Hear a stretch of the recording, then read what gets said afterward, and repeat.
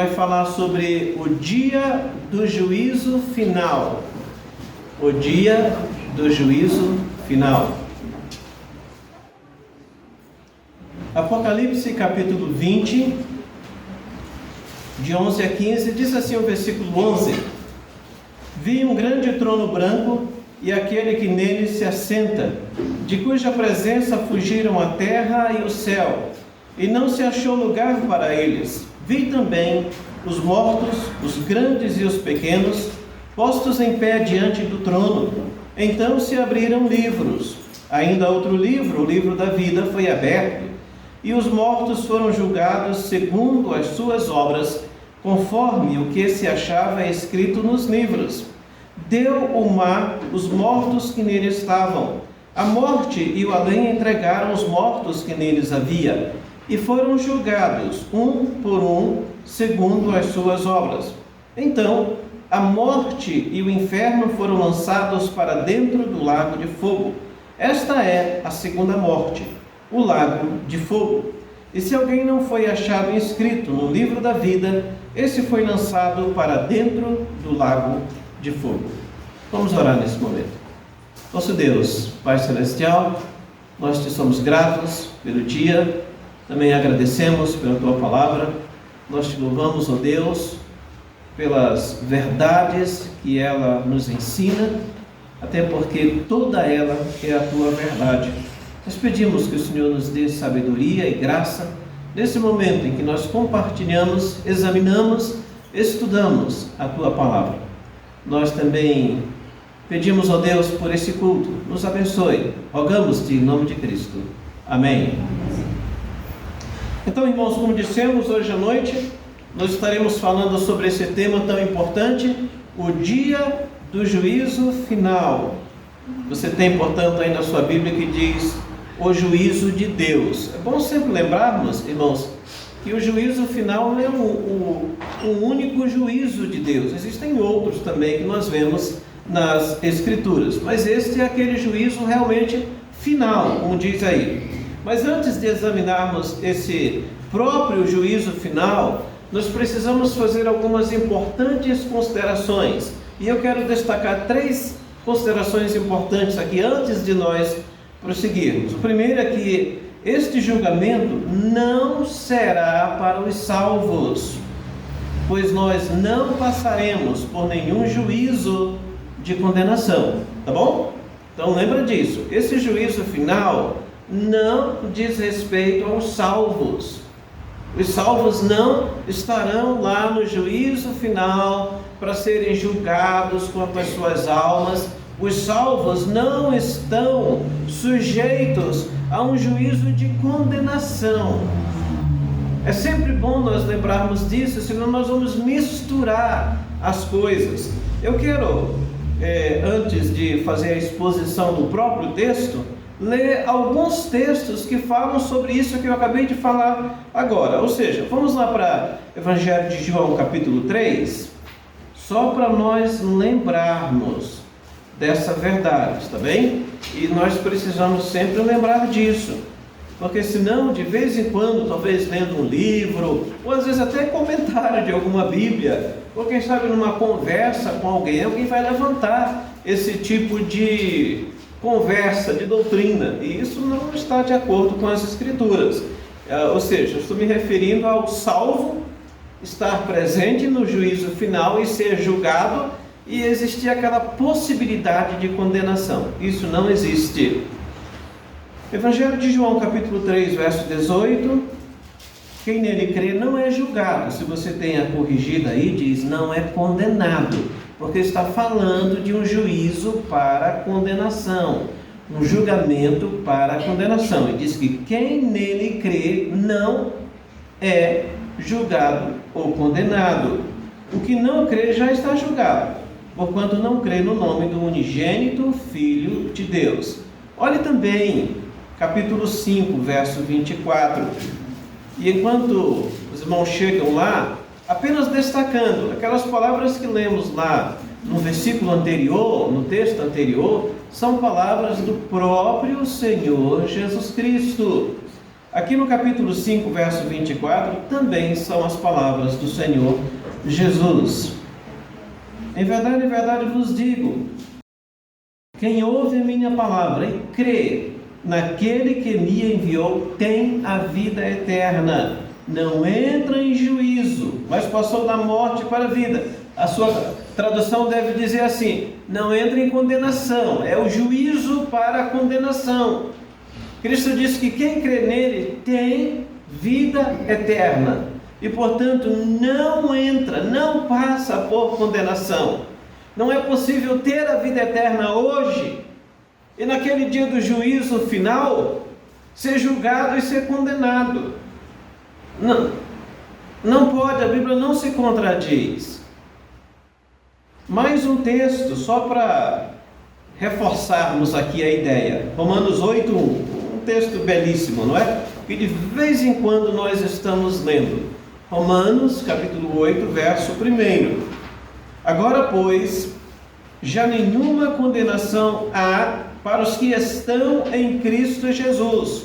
Agora, diz Paulo, agora, depois que nós cremos em Cristo, depois que nós já o recebemos como Salvador, depois que nós somos feitos filhos de Deus, depois que fomos feitos novas criaturas, depois que recebemos a salvação de nossas almas, Paulo diz: não há nenhuma condenação para os que estão em Cristo Jesus. Não existe possibilidade alguma de um salvo hoje um dia ser condenado. Não existe possibilidade alguma. Jesus Cristo disse isso. O apóstolo Paulo diz isso. Depois nós vamos ler outros textos que eu acredito que vão dizer também. Mas realmente aquele texto lá de Apocalipse também eu acredito que deixa isso bem claro, não é? Até, irmãos, como dissemos há pouco, que este julgamento final não é para os salvos, porque nós não vamos passar por um juízo de condenação. Uma segunda palavra, este julgamento é para aqueles que nunca se converteram. Esse julgamento, Apocalipse 20, de 11 a 15, é para aqueles que nunca se converteram. Ou seja, é para os incrédulos, para aqueles que talvez mesmo ouvindo a pregação, mesmo conhecendo as Escrituras, mesmo tendo sido evangelizado, mesmo tendo participado de alguma igreja que prega as Escrituras, ainda assim permaneceu na incredulidade. Talvez foi para a igreja, talvez até adquiriu uma Bíblia, quem sabe até participou da membresia da igreja, quem sabe até cantou no coral, foi batizado, mas nunca se converteu. E se morrer assim, aí sim vai estar presente, vai ser julgado naquele dia lá do juízo final. E você diz assim, mas pode sim. Você lembra, por exemplo, de Judas Iscariotes? Era um dos apóstolos de Cristo. E Cristo disse que ele se perdeu. Então não é porque eu vou para a igreja, ou como alguns dizem assim, eu nasci na igreja. Ou seja, desde cedinho estava participando dos cultos. Mas a pessoa não se converteu. A pessoa permanece na incredulidade, sem Deus, sem salvação. E se morrer assim, vai passar por aquele julgamento final. E as consequências serão as mais terríveis. Também nós podíamos incluir aqui membros de seitas. Quantas seitas? Muitas delas até citam o nome do Senhor Jesus. Muitas delas até têm a Bíblia. Mas pessoas que nunca se converteram, nem creem realmente nas Escrituras, usam a Bíblia apenas como uma isca para fisgar o religioso. Só como uma estratégia. Então, ser membro de uma seita continua na incredulidade. mesmo que diga, eu creio nisso e creio naquilo, mas normalmente não crê no Senhor Jesus Cristo como deveria crer. E muitas vezes o rejeita, não crê na sua divindade, não crê nos seus ensinamentos, não crê nisso nem naquilo outro, e finda deixando a Bíblia de lado. Ainda que muitas vezes chegue na porta de alguém, nas portas das nossas casas, e mencione alguma coisa sobre Cristo. Então nós podemos dizer de maneira geral aqui que esse julgamento final é para todos os religiosos que nunca se converteram. Religiosos sim, convertidos não. E isso, irmão, existe aos montões, aos milhares e milhões neste mundo. Pessoas que são verdadeiramente religiosas, mas nunca se converteram. Estão seguindo uma religião, mas não estão seguindo o Senhor Jesus Cristo. E uma terceira palavra inicial, irmãos, antes de começarmos a exposição do texto, este julgamento acontecerá depois do milênio de Cristo. Na semana passada nós falamos sobre isso, o reino milenar de Cristo. Nós olhamos do verso 1 ao versículo 6, não é? Incluímos aqueles versículos 7 a 10 também, no devido local.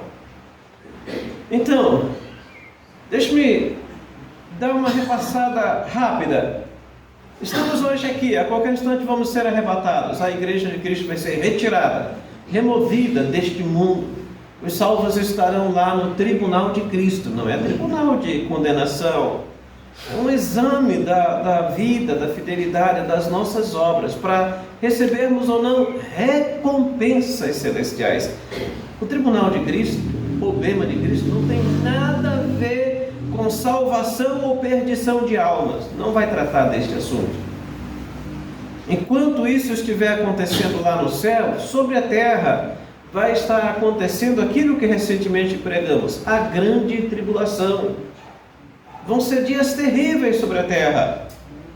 E o Senhor Jesus Cristo, no final daqueles 7 anos de tribulação, volta, coloca os seus pés sobre o Monte das Oliveiras. Domingo passado nós pregamos sobre isso.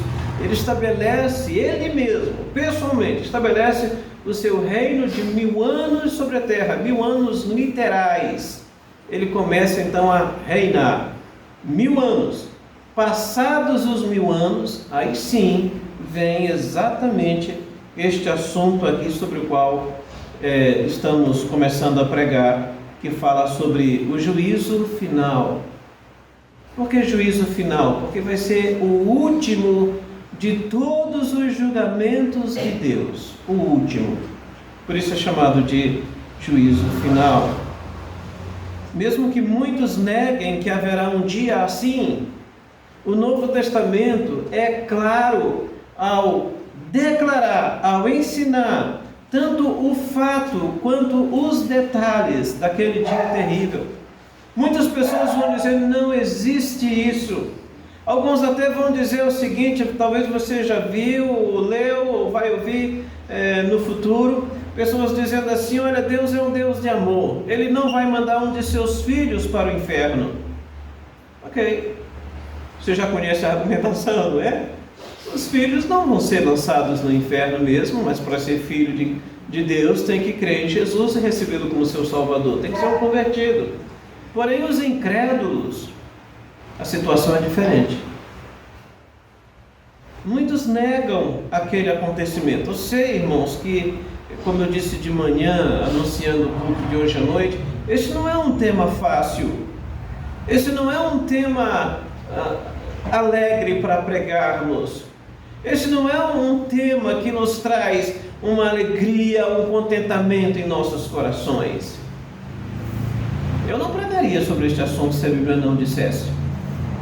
Porque esse é um tema que traz grande dor ao coração, aos nossos corações e de muitas pessoas. Mas a Bíblia ensina. E mesmo que eu não goste desse tema, eu ainda tenho que fazer. Porque a Bíblia diz, se nós cremos que toda a Bíblia é inspirada por Deus se nós cremos que toda ela é a pura verdade do Senhor, se nós cremos que a Bíblia é a regra de fé e prática, então temos que pregar, temos que falar. E esta é a ocasião para fazermos isso. Então, hoje à noite, nós vamos ver alguns aspectos que caracterizarão o dia do juízo. Primeiro aspecto, voltando a Apocalipse 20, no versículo 11. O juízo final será presidido pelo Deus verdadeiro. O juízo final será presidido, dirigido pelo Deus verdadeiro. Nós temos ali: vi um grande trono branco e aquele que nele se assenta, de cuja presença fugiram a terra e o céu, e não se achou lugar para eles. Um trono branco e alguém sentado nesse trono. Conforme o Novo Testamento, o próprio Senhor Jesus é quem estará sentado no trono para julgar. O próprio Senhor Jesus Cristo é quem estará sentado naquele trono. Eu vou também convidar os irmãos para nós lermos ali em João capítulo 5, mas não desmarque o nosso texto, porque estaremos voltando para ele. Evangelho de João capítulo 5, verso 22, diz assim: e o Pai a ninguém julga, mas ao Filho confiou todo o julgamento, juízo. Em outras palavras, Deus Pai não vai julgar, mas sim Deus Filho. O Filho diz que o Pai confiou ao Filho todo o julgamento. E verso 27, e lhe deu autoridade, o poder para julgar, porque é o Filho do homem. O próprio Senhor Jesus Cristo diz que Ele mesmo, que hoje é o Salvador, um dia será o juiz do universo. Ele recebeu esse poder, essa autoridade para julgar os seres humanos. As palavras de Cristo são suficientes, mas caso ainda alguém tenha dificuldades, vamos ver outros textos. Atos capítulo 10. Em Atos capítulo 10, versos 42 e 43, nós vamos encontrar ali as palavras do apóstolo Pedro. Essas palavras dizem a mesma coisa que Jesus disse ou são palavras diferentes? Vejamos, Atos 10, 42 e 43. E nos mandou pregar ao povo e testificar que Ele é quem foi constituído por Deus, juiz de vivos e de mortos. Dele todos os profetas dão testemunho de que, por meio de seu nome, todo aquele que nele crê receba a remissão de pecados. Está falando de quem? Verso 36. Esta é a palavra que Deus enviou aos filhos de Israel, anunciando-lhes o Evangelho da paz, por meio de Jesus Cristo. Este é o Senhor de todos. E você pode continuar lendo até aquele versículo 43, onde lemos, e vai ficar bem claro que está falando de Cristo, o Senhor Jesus. Ele é o Senhor de todos. A Ele foi confiado todo o julgamento. E Pedro diz aqui nesse texto que ele precisava falar sobre este assunto e pregar sobre este assunto.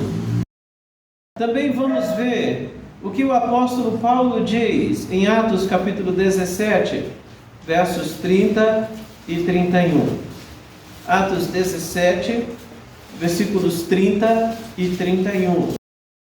Ora, não levou Deus em conta os tempos da ignorância, agora, porém, notifica aos homens que todos, em toda parte, se arrependam, porquanto estabeleceu um dia em que há de julgar o mundo com justiça, por meio de um varão que destinou e acreditou diante de todos. ressuscitando dentre os mortos.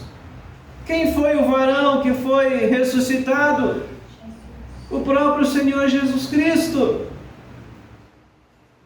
E diz que haverá um dia, Deus estabeleceu, Deus determinou, está na agenda, no calendário de Deus, que no dia tal, no ano tal, no tempo tal, tempo de Deus, vai acontecer então isso, esse grande acontecimento, o mais terrível da história, de todos os tempos.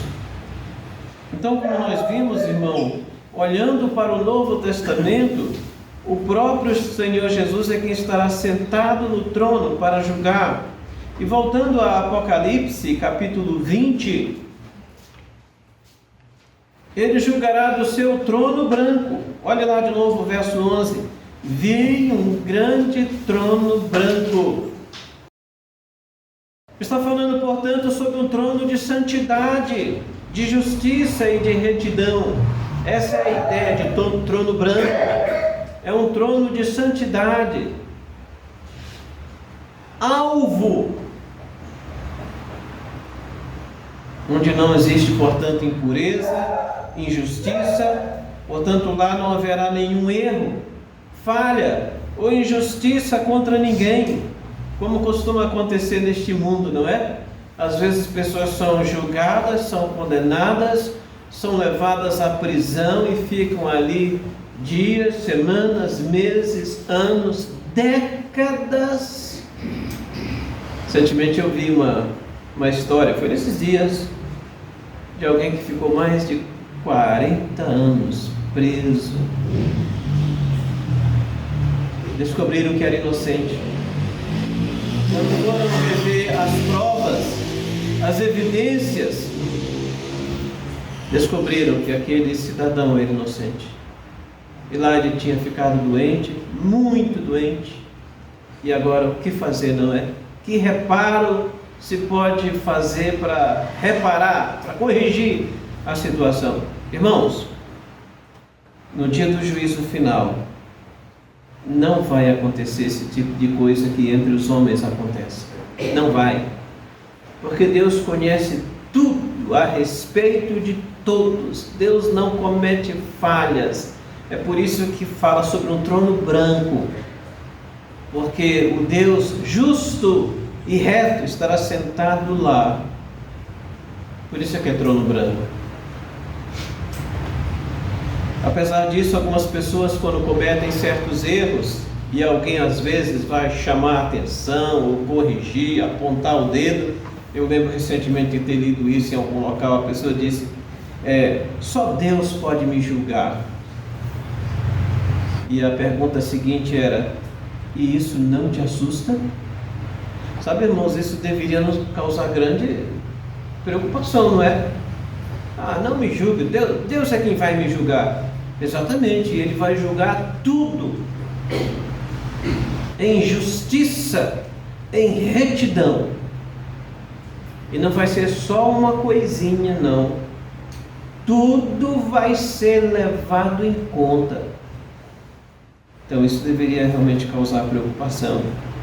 Naquele dia do juízo, os céus e a terra serão destruídos para darem lugar a novos céus e nova terra. Nós temos aí no versículo 11 também, irmãos, vi um grande trono branco e aquele que se assenta nele, de cuja presença fugiram a terra e o céu, e não se achou lugar para eles. Os céus vão fugir. Por que fugir? Em que sentido? Olha, 2 Pedro capítulo 3, versículo 7. 2 Pedro capítulo 3, versículo 7. Ora, os céus que agora existem e a terra, pela mesma palavra, têm sido entesourados para fogo, estando reservados, observe, para o dia do juízo e destruição dos homens ímpios. E versículo 13, nós, porém, segundo a sua promessa, esperamos novos céus e nova terra, nos quais habita a justiça. Mas sobre este assunto de novos céus e nova terra, eu vou pregar sobre isso no domingo próximo, que deverá ser a última mensagem dessa série de pregações que nós começamos semanas atrás. Mas aqui o apóstolo Pedro fala então sobre isso, naquele dia do juízo dos ímpios, dos incrédulos, daqueles que nunca se converteram, daqueles que rejeitaram a oferta da salvação das suas almas. Então os céus vão ser destruídos, a terra vai ser destruída. 2 Pedro capítulo 3, eu até sugiro aos irmãos que leiam o capítulo todo. Separa aí, para quem sabe em casa, você ler todo esse capítulo, vai ficar bem claro este assunto aí. Mas voltando aqui ao nosso assunto, portanto, Jesus será o grande juiz do universo, o mesmo que morreu e ressuscitou para ser o único Salvador de todos. Aquele que hoje é o Salvador, um dia será o juiz. Isso nos faz lembrar aquela história daquele advogado que, quando determinado criminoso cometia algum delito, algum crime contra as leis do seu país, contra a sua sociedade, então aquele criminoso era levado diante do juiz e o seu advogado então era chamado, e o advogado então argumentava e o livrava, tentava livrá-lo. Só que um certo dia, depois desse tipo de coisa já ter acontecido algumas vezes, aquele homem de novo cometeu outros crimes, foi levado diante do juiz e ele ficou surpreso quando ele viu que aquele que era o seu advogado agora está ali na cadeira do juiz, e ele diz: eu não estou entendendo. E o juiz disse: olha, naquela época eu era o seu advogado e eu lhe defendia, agora eu sou o juiz e eu vou ter que lhe julgar. Irmãos, é exatamente isso que vai acontecer em relação ao Senhor Jesus Cristo, que hoje salva, hoje perdoa, hoje convida as pessoas para receberem a vida eterna. Hoje Ele está pronto a perdoar, mas naquele dia do juízo final, Ele será o juiz. Então Ele não vai poder realizar outra coisa a não ser julgar, e julgar todos os seres humanos. Quando nós voltamos lá para Apocalipse 20, um outro aspecto que vai caracterizar aquele dia terrível, o juízo final ocorrerá após a ressurreição dos mortos. Versículo 13, na primeira parte: deu o mar os mortos que nele estavam. A morte e o além entregaram os mortos que neles havia. Veja então, todos os mortos incrédulos, aqui está falando dos incrédulos, os salvos já foram ressuscitados tempos antes. Todos os incrédulos que morreram sem Cristo e sem salvação vão ser ressuscitados, vão ser levantados. De acordo com o Novo Testamento, todos os salvos ressuscitarão antes do milênio de Cristo, o que é chamado de primeira ressurreição. Nós temos aí nos versos 5 e 6, ou a ressurreição da vida. Logo nós vamos ler um outro versículo. Versos 5 e 6: os restantes dos mortos não reviveram até se completarem os 1000 anos. Aqui está falando dos incrédulos, como nós tocamos na semana passada. Já a primeira ressurreição, que é a ressurreição da vida, é dos salvos, então acontece, portanto, antes do julgamento final, não é? Ali diz: esta é a primeira ressurreição, bem-aventurado e santo é aquele que tem parte na primeira ressurreição. Sobre esses, a segunda morte não tem autoridade. E continua. Eu vou ler para os irmãos também Evangelho de João capítulo 5, só para nós apresentarmos aqui uma explicação melhor, um contraste inclusive. Evangelho de João 5, as próprias palavras do Senhor Jesus. Nós temos aqui Evangelho de João 5, versos 28 e 29.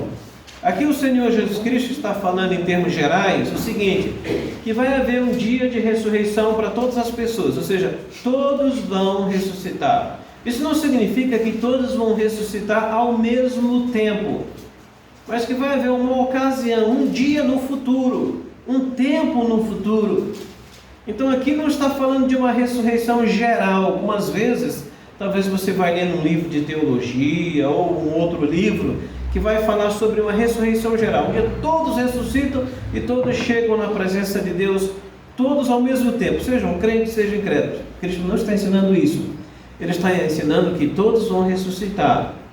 E ele faz um destaque: a ressurreição da vida e a ressurreição do juízo, sem dizer o intervalo de tempo entre um e outro. Isso nós encontramos em outros lugares, não é?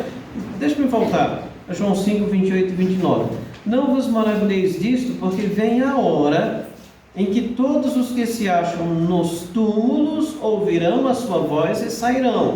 Ou seja, todos ressuscitam. Os que tiverem feito o bem para a ressurreição da vida, e os que tiverem praticado o mal para a ressurreição do juízo ou condenação, como você tem aí. Então vai haver sim um dia, um tempo, uma ocasião no futuro em que todos vão ressuscitar. Aliás, lá no livro de Atos, parece-me que capítulo 24, deixa eu só conferir aqui, irmãos, rapidamente. Eu acho que é Atos 24, onde o apóstolo Paulo, inclusive, reafirma exatamente isso. Atos 24, 15. Tendo esperança em Deus, como também estes atende, que haverá ressurreição, tanto de justos como de injustos, tanto de crentes como de incrédulos, tanto de salvos quanto de perdidos. E Cristo falou sobre isso, como nós acabamos de ler, não é? Porém, mesmo que haja no futuro uma ocasião para a ressurreição de todos, os incrédulos apenas ressuscitarão após o milênio. Esta é a ressurreição do juízo, ou a ressurreição da condenação, usando as próprias palavras do Senhor Jesus Cristo. Portanto, todos os incrédulos mortos de todas as épocas, independentemente onde foram sepultados, também serão ressuscitados para serem julgados. Apocalipse 20, verso 13, primeira parte diz: deu o mar os mortos que neles estavam.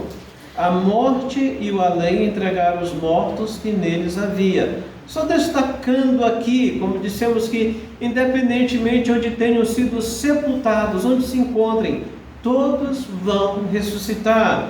Aqui fala sobre o mar, diz que o mar deu ou entregou, devolveu os mortos que nele estavam. Nós sabemos, né? Muitas pessoas morrem no mar, ou são lançadas no mar quando morrem.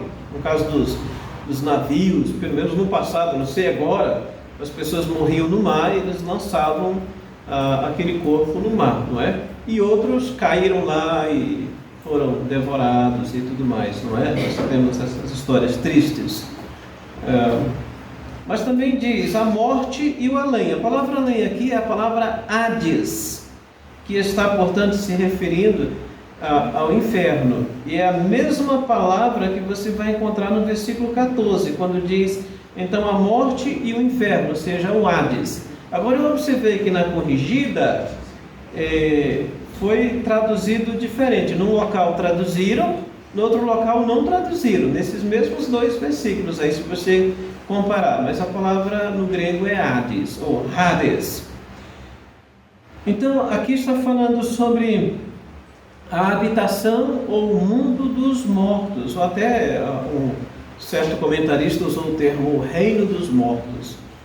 No final das contas, usando de uma maneira mais simples, independentemente de onde estejam os corpos, as almas vão se unir, isso é ressurreição, não é? Vão se reunir para estarem na presença do Senhor, onde a pessoa inteira, a pessoa completa, vai estar ali na presença do Senhor para ser julgada. Como mencionamos há pouco, às vezes, corpos que foram devorados.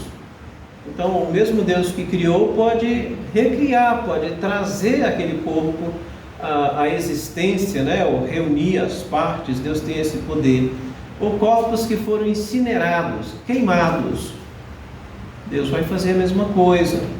Ou corpos que foram escondidos. Às vezes, pessoas cometem crimes, matam pessoas e escondem em túmulos, em sepulturas que ninguém jamais achou. Alguns foram achados, mas outros talvez nunca sejam achados. Mas Deus sabe e Ele vai trazer de volta.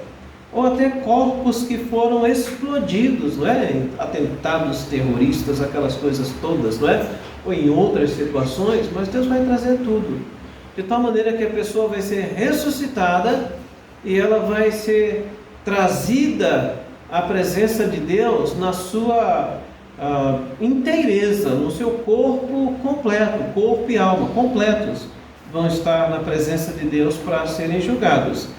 Nenhum incrédulo, portanto, deixará de comparecer diante do juiz, mas todos estarão lá. Veja o que diz aí o verso 12. Vi também os mortos, os grandes e os pequenos, postos em pé diante do trono. Os grandes e os pequenos. Veja que está falando dos mortos, tá? Os grandes e os pequenos. Os grandes pecadores e os outros que talvez não tenham sido pecadores tão terríveis, tão abomináveis. Mas todos que são pecadores e morreram vão ser trazidos à existência de novo, né? Ressuscitados e levados à presença do Senhor, de maneira que ninguém vai escapar àquele dia tão terrível para a humanidade. Irmãos, um terceiro aspecto que nós encontramos aqui nesse texto de Apocalipse 20, sobre o juízo final, é que o juízo final será segundo as obras de cada um. Nós temos ali na segunda parte do verso 12 e também do verso 13, diz o versículo 12, segunda parte: então se abriram livros, ainda outro livro, o livro da vida, foi aberto, e os mortos foram julgados segundo as suas obras, conforme o que se achava escrito nos livros. E no verso 13, lá no meio do versículo 13, e foram julgados um por um, segundo as suas obras. Essa é uma cena das mais difíceis de nós compreendermos, não é? E eu sei que isso mexe com certeza com os nossos sentimentos, emoções e tudo mais. Todos os atos pecaminosos, portanto, serão julgados. Cada pensamento, cada palavra, cada ação, a incredulidade pessoal, a rejeição do Evangelho, o desprezo pela oferta da salvação em Cristo. Então tudo isso vai ser trazido à tona. Veja que livros são abertos. Por que livros? Porque é lá que se encontram os registros exatos, completos, inegáveis de tudo que a pessoa fez. Então o julgamento será conforme os registros nos livros, os quais serão apresentados para provar os fatos e os atos praticados, e ao mesmo tempo a ausência da salvação. No verso 12 diz: então se abriram livros, no plural. Ainda outro livro, o livro da vida, foi aberto. O livro da vida, por que o livro da vida? Lembra? Essa é uma expressão que nós temos aqui no nosso texto, inclusive vai aparecer de novo no verso 15, mas nós temos em outros locais. Está falando sobre o livro dos salvos, ou seja, de todas as pessoas que foram salvas. Mas naquele dia, então, o Senhor vai olhar para ver se o nome daquela pessoa vai estar ali. Na verdade, o nome não vai estar. Essa é a grande questão.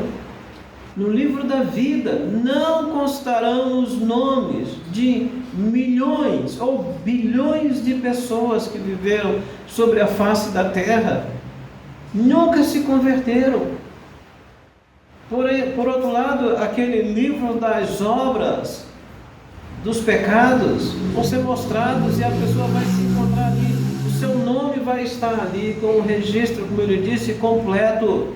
E a pessoa não vai poder negar os fatos. Ainda que talvez tente, como nós temos lá no livro de Lucas, alguns vão dizer, mas Senhor, o Senhor pregava nas nossas ruas. Ou seja, nós ouvimos as tuas palavras, mas se não creram, não foram salvos e serão julgados, porque desprezaram a oferta da salvação. Então, irmãos, estou destacando que este julgamento não será para descobrir quem será salvo ou não, mas para que cada um receba a sua sentença merecida devido à sua culpa pessoal. Eu sei que normalmente este assunto às vezes é tratado e ilustrado da seguinte maneira, que no dia do juízo é como se houvesse uma balança e as obras boas vão ser colocadas num prato da balança, as obras más num outro prato da balança, e aquela que pesar mais, então, é a que prevalece. Irmãos, esse texto não está tratando disso. Esse texto não fala sobre este assunto. Está falando de mortos que morreram na sua incredulidade, desprezaram a salvação e vão ser levados lá naquele dia para serem julgados. E aqui diz, segundo as suas obras. Um quarto e último aspecto sobre este assunto, irmãos, é que o juízo final resultará em consequências eternas, penalidades eternas. Versos 14 e 15. Então a morte e o inferno foram lançados para dentro do lago de fogo. Esta é a segunda morte, o lago de fogo. E se alguém não foi achado inscrito no livro da vida, este foi lançado para dentro do lago de fogo. Naquele dia, como diz o nosso texto, a morte e o inferno, é o Hades, ou Hades, deixarão de existir. Ali diz que a morte e o inferno foram lançados para dentro do lago de fogo. Serão substituídos por um lugar ainda mais intenso e um lugar imutável. Aqui é chamado de o lago de fogo. Talvez você tenha dificuldade em entender isso. Mas antes de eu explicar melhor, deixa eu lhe dizer uma outra coisa. Quando fala aqui sobre a morte, está falando sobre a condição de morrer, a possibilidade de morrer. Então, isso vai deixar de existir um dia, na eternidade. E também fala sobre o inferno, ou o Hades. Está falando sobre a própria habitação dos mortos e essas coisas que existem hoje. Então, essas coisas vão ser transferidas, vão ser levadas para um outro lugar. E eu disse que serão substituídos por um lugar ainda mais intenso e imutável, o lago de fogo. Antes de tudo, entretanto, deixe-me ler 1 Coríntios 15, 26. 1 Coríntios 15, 26. O último inimigo a ser destruído é a morte. O último inimigo. Lá no Jardim do Éden passou a existir com a entrada do pecado no mundo, não é? E é o último a deixar de existir. Diz que vai ser destruído. No nosso texto de Apocalipse diz: a morte e o inferno foram lançados para dentro do lago de fogo. Algo que talvez nos ajude a entender um pouco melhor. Vamos pensar assim, um criminoso pego pela polícia, levado para a delegacia. Ele fica lá. Às vezes, alguns ficam por bastante tempo, mas a intenção não é ficar por muito tempo. Fica ali, até ser decidido o que vai ser feito. Então ele é enviado para a penitenciária, onde ele vai cumprir a pena. Quando aqui fala sobre a morte e o inferno sendo lançados para o lago de fogo, é basicamente a mesma ideia, irmãos. Hoje uma pessoa morre sem Cristo, ela vai para o inferno. A Bíblia diz isso. Lucas capítulo 16, do versículo 19 até o final, diz isso claramente. E nós temos outros textos da Bíblia que dizem isso. Só que o inferno é um lugar terrível? É. Só que não é o lugar final. O final é o lago de fogo. É a penitenciária eterna de Deus. Quer dizer, que Deus criou. Então é como se a pessoa saísse da delegacia e fosse para a penitenciária. Só que mesmo na penitenciária humana, a pessoa ainda pode sair de lá. Pode entrar com recurso, como dissemos há pouco, não é? Porque às vezes as pessoas ficaram presas por 40, 50, tantos anos, e ser tirada de lá. Esse lago de fogo é imutável. Não tem como sair de lá. Não tem como alguém encontrar um jeito. Como às vezes, pessoas, eu sei que talvez se referindo mais sobre um suposto purgatório, do qual a Bíblia não fala, é invenção humana, é mentira do diabo. Dizendo que se a pessoa morre, vai para o purgatório e alguém vai e coloca velas. Por isso que nos velórios tem aquelas velas todas. Depois missa de 7º dia. E depois não sei mais o que. Para tirar a pessoa que está no purgatório e essa pessoa ir para o céu. No final das contas, conforme essa falsa doutrina, todos vão chegar no céu. Não é isso que a Bíblia ensina. Eu disse ainda há pouco, irmãos, que o lago de fogo é um lugar ainda mais intenso e imutável. E você sabe por que é mais intenso? Porque é para lá que serão lançados todos os incrédulos, exatamente o mesmo lugar onde já se encontra quem? A Trindade satânica. Olha o capítulo 20, verso 10. Ou seja, volte ao versículo 10. Apocalipse 20, verso 10. O diabo, o sedutor deles, foi lançado para dentro do lago de fogo e enxofre, onde já se encontram não só a besta, como também o falso profeta, e serão atormentados de dia e de noite, pelos séculos dos séculos. A corrigida diz assim, para todo o sempre. Quem vai estar lá no lago de fogo? Aliás, são eles que inauguram, primeiramente, a besta, ou o anticristo, juntamente com o falso profeta. Eles chegam primeiro. Eles chegam 1000 anos antes de Satanás. Depois o próprio Satanás é lançado lá. E quando nós olhamos ali o verso 14, que está falando agora de pessoas, de incrédulos, que morreram na sua incredulidade. Então a morte e o inferno foram lançados para dentro do lago de fogo. Esta é a segunda morte, o lago de fogo. E se alguém não foi achado escrito no livro da vida, esse foi lançado para dentro do lago de fogo. Você está vendo? Não é uma coisa simples. Uma vez eu encontrei um rapaz, quando eu pastoreava uma igreja lá em São Paulo, que eu falei para ele sobre o inferno. Ele disse, isso não me preocupa, eu quero ir mesmo para lá. Ele não tem a mínima noção do que está dizendo, como tem muita gente que não tem a mínima noção. Mas nós sabemos, irmãos. A pergunta é o que nós vamos fazer com o que nós sabemos? Nós precisamos alertar as pessoas, todas elas, porque depois que partirem desta vida sem Cristo, nós não vamos poder ajudá-las. Ninguém vai poder ajudá-las. Ninguém.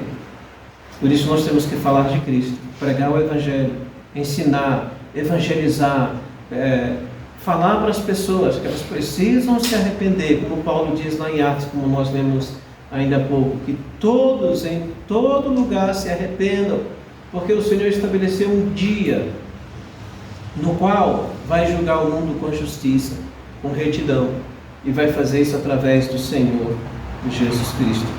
Sendo assim, irmãos, morrer sem Cristo é permanecer eterna, definitiva e imutavelmente afastado de Deus e do lar celestial. Morrer sem Cristo é ficar eternamente separado de Deus. É ficar eternamente, de forma imutável, ou seja, sem possibilidade de mudança do lar celestial. Como nós vimos então, o Novo Testamento ensina de uma forma enfática os diversos aspectos daquele dia conhecido como o dia do juízo final. Como dissemos há pouco, o juízo final será presidido, liderado ou guiado pelo Deus verdadeiro, Senhor Jesus Cristo. O mesmo que hoje é o Salvador, um dia vai ser o juiz. O mesmo que hoje oferece a salvação de graça, um dia, para aqueles que não se converteram, ele terá que julgá-los. Depois dissemos que o juízo final ocorrerá após a ressurreição dos mortos. Em outras palavras, todos os seres humanos ressuscitarão. Os incrédulos também vão ressuscitar, logo depois do reino milenar de Cristo, para de uma forma completa, inteira, a pessoa completa, ser julgada na presença de Deus. Em terceiro lugar, o juízo final será segundo as obras de cada um. O Senhor vai julgar cada obra, cada pensamento, cada palavra, cada ação, cada rejeição, cada desprezo, cada ato de incredulidade. Ele vai fazer isso. E por último, o juízo final resultará em consequências ou penalidades eternas. O nosso texto é muito claro. Claro demais. Repetitivo, inclusive. Como os irmãos observaram ali nos versos 14 e 15, não é? Para não deixar dúvidas. Embora muitos neguem a sua existência, a Bíblia Sagrada garante que um dia o mundo todo será julgado pelo Deus justo e santo, o Deus verdadeiro. Não adianta negar os fatos de Deus, isso não vai melhorar em nada, isso não vai mudar em nada. Isso vai acontecer. O Senhor Deus, o mesmo Deus que prometeu que Jesus vai voltar, que vai haver um lar celestial para os salvos, também nos diz que vai haver uma morte eterna para aqueles que fisicamente morreram na incredulidade. E aqui uma pergunta final. Será que o Senhor Jesus e a palavra de Deus mentiriam para nós? Nos dizendo essas coisas e ao mesmo tempo isso jamais acontecendo? Será que o nosso Deus nos causaria temores e talvez até horrores só para que um dia isso nunca viesse a acontecer? Eu sei que alguns pais fazem isso, não é?